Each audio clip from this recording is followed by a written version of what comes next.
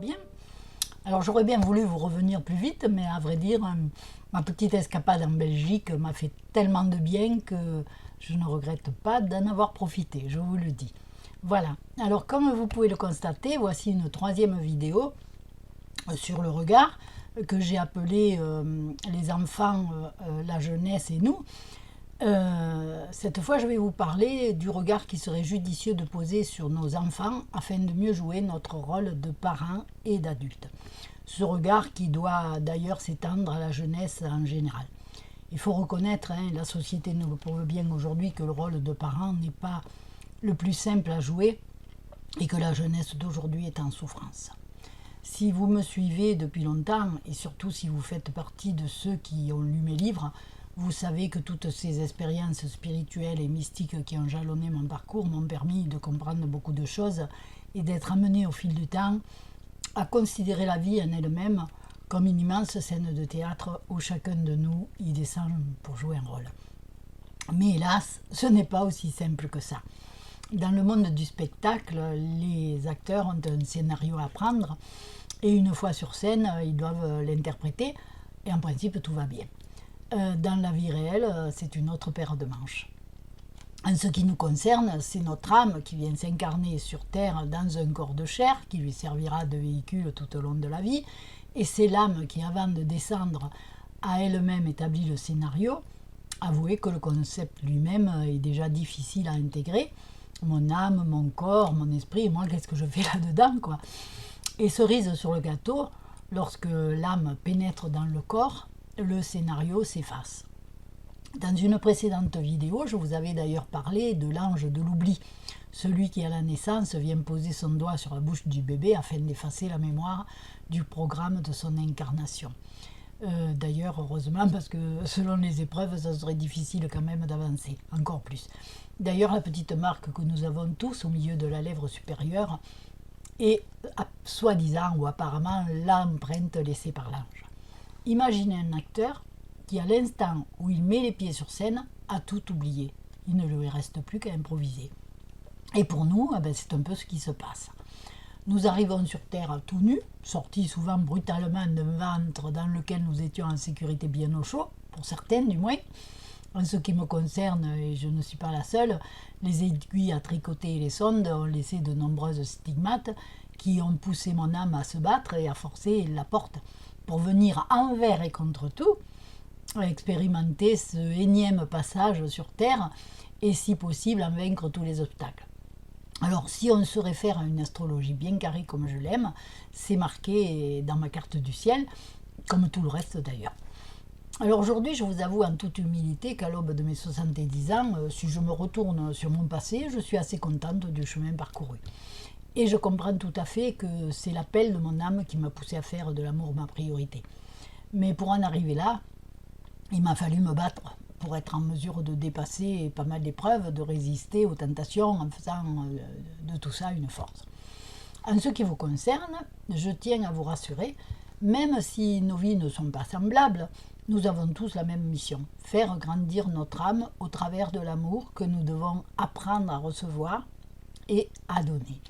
Si vous pensez être passé à côté de quelque chose, ne vous inquiétez pas, ça mettra le temps qu'il faudra, le nombre de vies qu'il faudra, mais dans une vie ou dans une autre, vous y arriverez.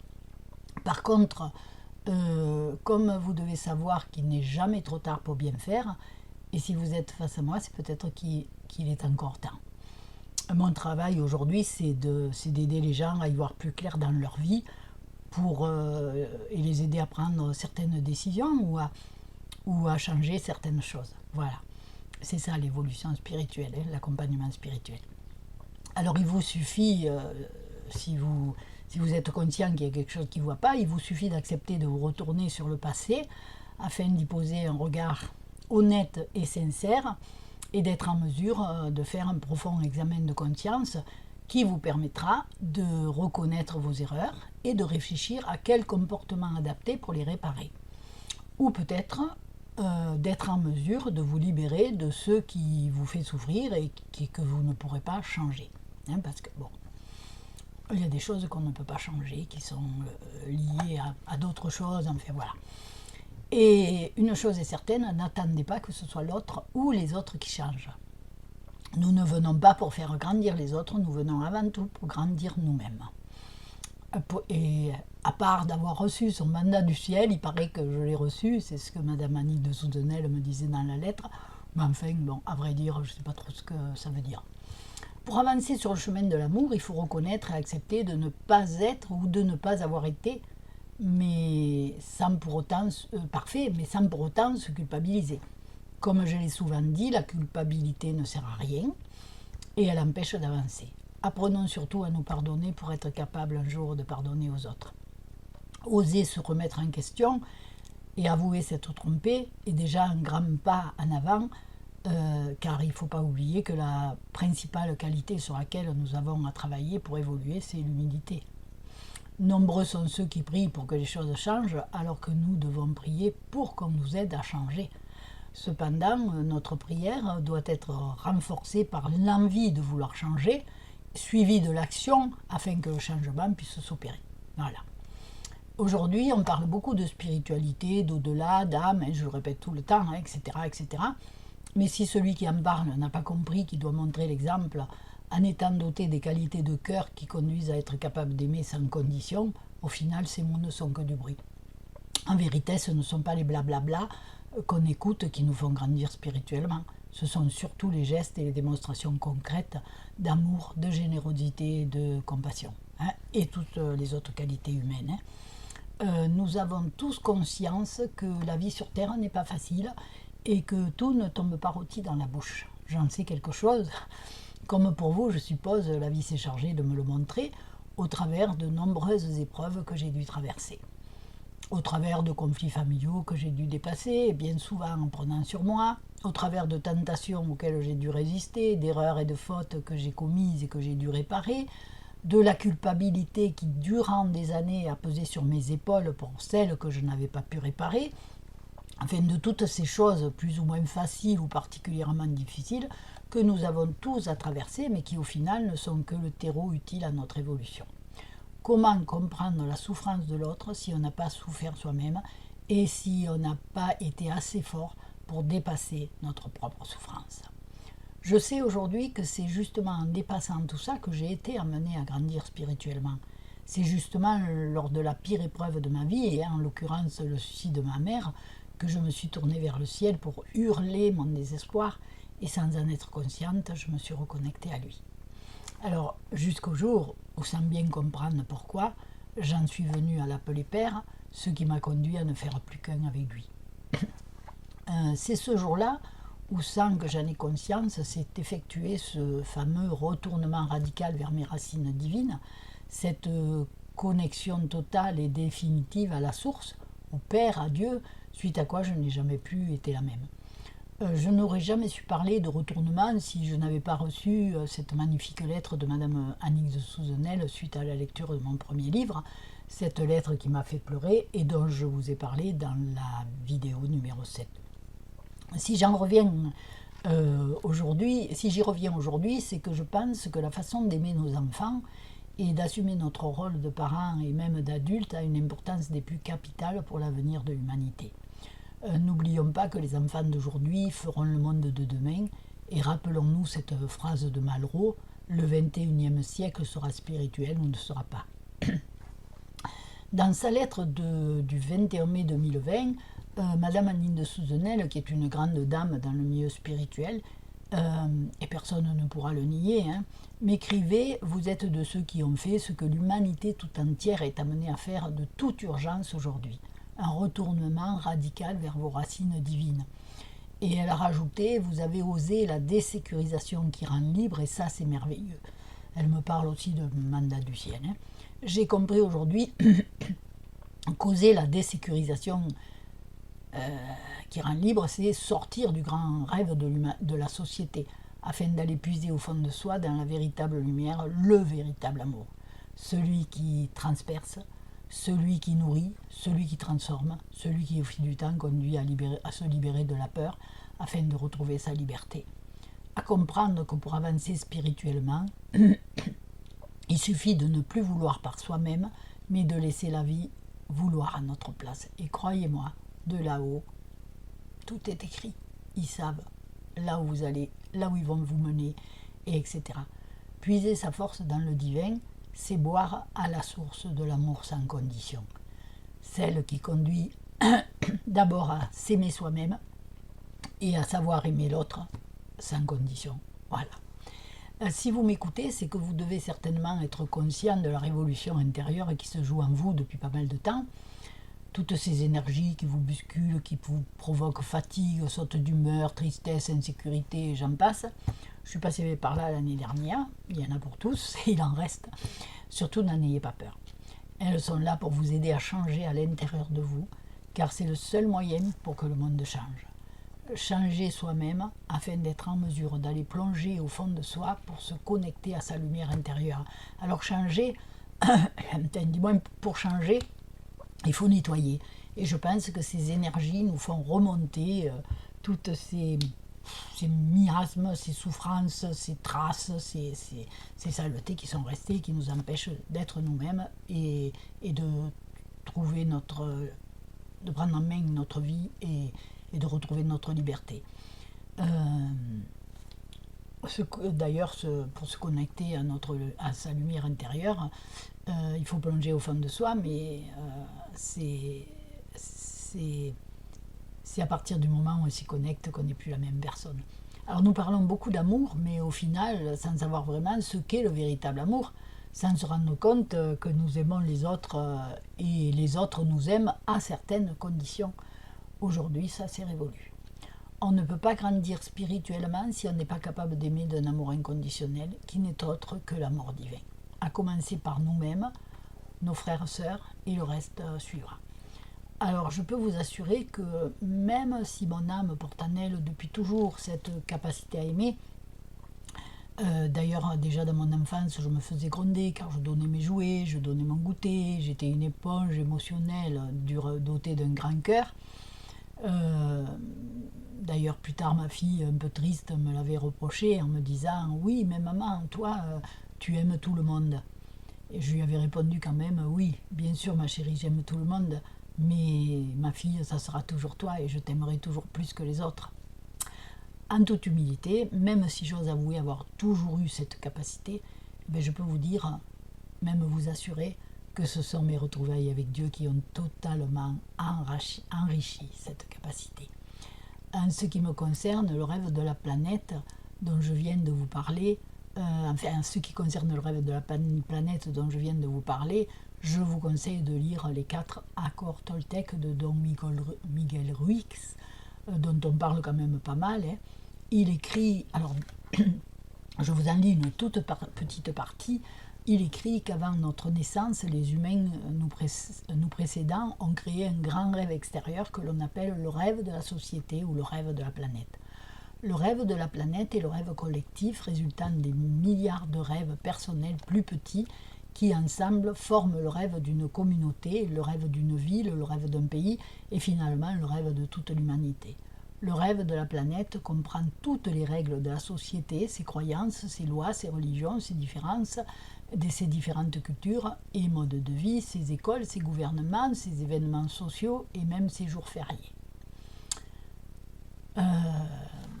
Je suppose qu'en lisant ça, vous comprenez comme moi pourquoi aujourd'hui tout est en train de se casser la figure. Pour la bonne raison que ce monde d'illusions, parce qu'on vit quand même dans un monde d'illusions, doit s'écrouler et nous devons nous préparer à construire le monde de demain. C'est pourquoi il est urgent aujourd'hui que chacun de nous se reconnecte à sa lumière intérieure qui n'est autre que notre Père à tous. Sans ça, il nous est impossible de détricoter tous les conditionnements dont nous avons été victimes depuis si longtemps. La libération du plus grand nombre est indispensable pour que le rêve de la planète soit dissous et que l'homme retrouve son essence première. Si vous vous posez encore la question de savoir comment vous reconnecter au divin, je vous conseille quand même de lire le livre des accords Toltec et surtout de commencer à appliquer. Car lire ne suffit pas, méditer ne suffit pas, prier ne suffit pas, il est temps d'agir. Et surtout pas en allant chercher à l'extérieur de vous ce qui se trouve exclusivement en vous. Aujourd'hui, on parle à tout va de liens transgénérationnels, j'en ai parlé l'autre jour, hein, en rapport avec nos ancêtres, mais se demande-t-on ce que nous-mêmes allons laisser derrière nous? Il me semble que c'est pourtant ça le plus important. Parfois, je me demande si le New Age d'aujourd'hui n'est pas en train de construire un autre rêve. Parce que tout le monde va chercher là-haut au lieu de se poser des questions de ce qui se passe à l'intérieur. Si on se considère comme un être éveillé, on est peut-être là pour libérer certains membres de notre famille ou même notre famille entière de liens transgénérationnels. Finalement, tout ce barda de la planète, ce rêve de la planète, bon, si vous lisez, vous comprendrez, hein, c'est en lien avec ces liens transgénérationnels. Mais on ne s'en libère pas en les faisant couper par quelqu'un d'autre. En faisant nous-mêmes, c'est en faisant nous-mêmes le chemin de l'amour inconditionnel qui, au final, on arrivera à libérer la planète entière. Hein. Et si j'en reviens aux enfants, il est grand temps de réagir et de comprendre enfin que nos enfants ne sont pas notre priorité et que c'est eux qui seront les hommes et les femmes de demain. Alors accompagnons-les, mais accompagnons-les intelligemment et avec l'amour inconditionnel. Voilà.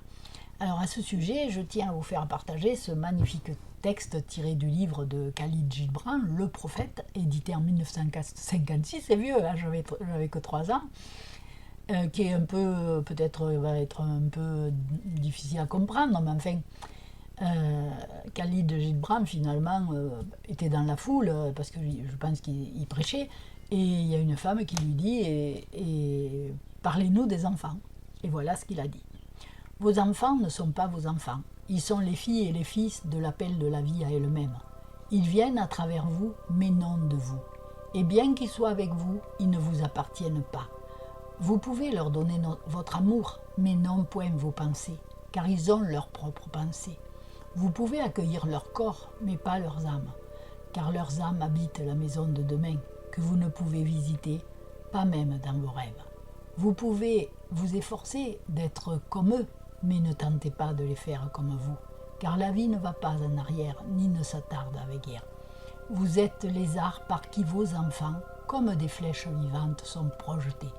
L'archer voit le but sur le chemin de l'infini, et il vous tend de sa puissance pour que ces flèches puissent voler vite et loin. Que votre tension par la main de l'archer soit pour la joie, car de même qu'il aime la flèche qui vole, il aime l'arc qui est stable. Voilà. Et oui, il est grand temps que tous les parents comprennent que leurs enfants ne leur appartiennent pas, que ce sont des âmes qui nous ont choisis et qu'avant de descendre, notre âme a accepté de les accompagner sur le chemin de leur destinée. Une fois encore, je vais vous parler d'une expérience personnelle qui pourrait confirmer cette vérité ou du moins y faire penser. Comme vous le savez, si vous avez lu mes livres ou si vous m'avez écouté, à partir de l'âge de 7 ans et demi, ma vie a basculé parce que mes parents se sont mis à se disputer, c'était invivable à la maison. Et moi, de cette vie-là, j'en voulais pas. Et il m'arrivait quand même de penser à mourir, même de faire mourir mon père, de demander à ce que mon père meure. Et vers 10-11 ans, je me suis mis à rêver d'une autre vie. Et le soir, avant de m'endormir, je me voyais avec un mari qui m'aimerait, qui me protégerait, qui me garderait dans ses bras, voilà. Et je voyais même qu'on aurait 2 enfants, un grand garçon qui ferait des études et deviendrait ingénieur, une petite brune avec des couettes qui ferait de la danse. Et si je regarde ma vie aujourd'hui, eh bien, bien sûr, j'ai rencontré mon mari très jeune, j'avais 13 ans, et c'est exactement le mari que je voulais, ou du moins que je savais que j'aurais. J'ai un fils qui aujourd'hui a 53 ans, qui a fait de très belles études, qui a fini premier de l'école d'ingénieur, et j'ai une petite fille, j'ai une grande fille maintenant, mais qui est brune, et qui petite avait des couettes, qui a fait de la danse, et qui en a même fait sa profession. Elle est devenue danseuse de musical. Alors je crois qu'inconsciemment, je savais déjà que ma vie était planifiée, et je n'ai jamais considéré mes enfants comme ma priorité. J'ai essayé de les accompagner en conscience et du mieux que j'ai pu. J'ai sûrement commis des erreurs, mais ils ne m'en ont jamais voulu, donc ça ne devait pas être bien grave. Contrairement à mes parents, j'ai toujours mis un point d'honneur à reconnaître mes fautes, à être honnête avec eux. Je ne leur ai jamais caché mes faiblesses ni mes erreurs. Par exemple, quand mon fils a commencé à aller à l'école, dès qu'il a été un petit peu grand, et je n'ai pas mis longtemps à lui dire, c'était au CE2, je lui ai acheté une encyclopédie et je lui ai expliqué qu'avec son père, nous n'avions pas fait de grandes études et qu'il ne faudrait pas qu'il compte sur nous, qu'il fallait qu'il apprenne à travailler tout seul. Et le résultat, voilà. Et puis, après est arrivée sa sœur, et sa sœur... bien sûr, pour l'école, son frère l'a aidée, mais enfin, elle travaillait très bien aussi. Mais elle, quand elle a eu sa première paye, je lui ai expliqué que moi, je n'étais pas économe, que j'étais pas arrivée à mettre de l'argent de côté, que des fois je le regrettais. Et je lui ai proposé d'aller à la banque toutes les deux et de demander si elle ne pourrait pas faire un petit livret de quelque chose pour mettre de l'argent tous les mois régulièrement, pour qu'elle ait un petit capital quand elle serait plus âgée. Et elle a accepté volontiers. Et nous sommes allés à la banque et j'ai expliqué à la dame, à la conseillère qui nous a reçus, pourquoi je voulais qu'elle fasse ça. Moi, je pense que ce n'est pas parce que nous sommes adultes que nous ne commettons pas des erreurs et que nous n'avons pas le droit d'en commettre. Et les reconnaître est quand même tout à fait à notre honneur, surtout face à nos enfants. Ça a créé un climat, un climat un peu particulier. Chez nous, il n'y a pas de gouvernail, quoi, hein, ça roule tout seul. Et surtout, je n'ai jamais cherché à réaliser mes rêves à travers eux. Je les ai laissés faire. Moi, quand j'étais jeune, mes parents voulaient que... moi, je voulais être coiffeuse, mes parents n'ont jamais voulu. Mon frère voulait être cuisinier, mes parents n'ont jamais voulu. Moi, j'en ai un ingénieur et une danseuse de music-hall et je suis très contente, je suis très heureuse de les avoir accompagnés comme ça et je regrette rien. Ils ont été heureux, voilà. Alors, moi, personnellement, je n'ai jamais cru aux grandes théories pédagogiques. D'ailleurs, je crois aux théories, ça me sort des yeux. Mais par contre, j'ai toujours cru à la valeur de l'exemple. Alors, si vous voulez que vos enfants vous aiment, sachez les aimer. Si vous voulez que vos enfants vous respectent, soyez respectables. Si vous voulez que vos enfants vous écoutent, sachez les écouter. Si vous voulez que vos enfants soient polis, soyez-le vous-même. Si vous voulez que vos enfants ne critiquent pas, cessez de critiquer. Si vous voulez que vos enfants ne soient pas orgueilleux, soyez humbles. Et si en tant qu'adulte, on ne fait rien pour s'améliorer soi-même, ne nous plaignons pas, parce que quel exemple peut-on donner à ses enfants et même à la jeunesse en général. Et surtout, n'oublions pas que quand ils sont prêts à s'envoler, il faut les laisser s'envoler. Combien je vois de parents, combien mes enfants ont des amis qui ont des parents qui sont des poids. Hein. Et après, il y a des histoires dans les familles. Nous ne devons pas être des poids. Surtout aujourd'hui, nos enfants souvent se marient tard et tout, et il faut accepter qu'ils mènent leur vie, pas comme la nôtre, si on n'est pas pareil, voilà. Et il faut qu'on se fasse léger pour eux, voilà. Alors, nous vivons quand même dans une société qui est toujours en train de taper sur sa jeunesse. Mais quand on regarde comment se comportent certains adultes, et en particulier ceux qui nous représentent, il ne faut pas en être étonné. Il est donc absolument nécessaire et urgent que tous parents, grands-parents et adultes en tout genre fassent le travail nécessaire pour devenir un exemple, une sécurité, un réconfort dans toutes les circonstances de la vie des enfants et de toute cette jeunesse un peu perdue, vivant au milieu d'adultes encore plus perdus. Nous devons intégrer le fait qu'en tant qu'adultes, nous sommes tous responsables de la jeunesse. Alors que ce soit à la maison ou ailleurs, cessons de nous donner un spectacle au travers de nos disputes, de nos mensonges, de notre malhonnêteté. Nous serons ainsi en mesure de donner une meilleure éducation à nos enfants et en général une meilleure image à la jeunesse. Je crois qu'on ne doit pas oublier que les enfants et jeunes d'aujourd'hui seront les adultes de demain. C'est pourquoi, pour sortir du rêve de la société dans lequel l'humanité est plongée, depuis des millénaires, il faut que chacun de nous soit en mesure d'apprendre à aimer d'un amour universel. Le seul moyen de modifier le monde qui nous entoure est de changer à titre personnel. Arrêtons de chercher, d'attendre tout le temps que ce soit l'autre qui change. C'est pas possible. Alors ce qu'il est urgent de comprendre aujourd'hui, c'est que la seule chose qui peut nous aider à changer de regard sur la vie, sur nous, sur les autres, c'est de faire un retour radical vers vos racines divines, afin d'être en mesure de comprendre et d'intégrer que le pouvoir de l'amour est plus puissant que tout. Je vous parlerai de quelque chose de personnel, mais c'est un peu tôt encore, pour vous faire comprendre à quel point la vie est un cadeau. Du moins, la vie fait des cadeaux. Voilà. Je vous embrasse tous. Bon, je vous dis, cliquez, abonnez-vous, faites ci, faites ça, si vous m'avez écouté jusqu'à la fin. Mais bon, je crois que vous aurez les petits clignotages et que vous l'aurez fait. Je vous embrasse et je vous dis à bientôt. Je ne sais pas quel titre je donnerai à la prochaine vidéo. À bientôt!